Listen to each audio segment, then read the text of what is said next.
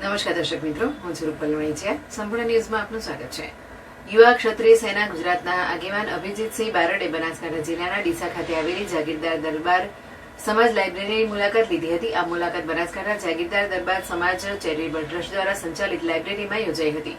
પોતાના સંબોધનમાં અભિજીતસિંહ બારડે ક્ષત્રિય સમાજમાં શિક્ષણના મહત્વ પર ભાર મૂક્યો હતો. તેમણે વિદ્યાર્થીઓને આગામી પરીક્ષાઓ માટે સઘન તૈયારી કરવા પ્રોત્સાહિત કર્યા હતા.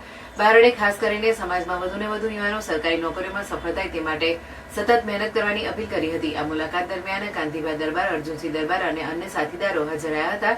તેમણે લાઇબ્રેરીના સંચાલનમાં કાર્યરત ભટ્ટીસરિયા પ્રવીણસિંહ, ભૂતપૂર્વ સૈનિક અને પ્રકાશસિંહ સોલંકી તથા તેમની ટીમના પ્રયત્નોને બિરદાવ્યા હતા. અભિજીતસિંહ બારડે શિક્ષણ ક્ષેત્રે થતા આ સેવા કાર્યને સમાજ માટે પ્રેરણાદાયક ગણાવ્યું હતું.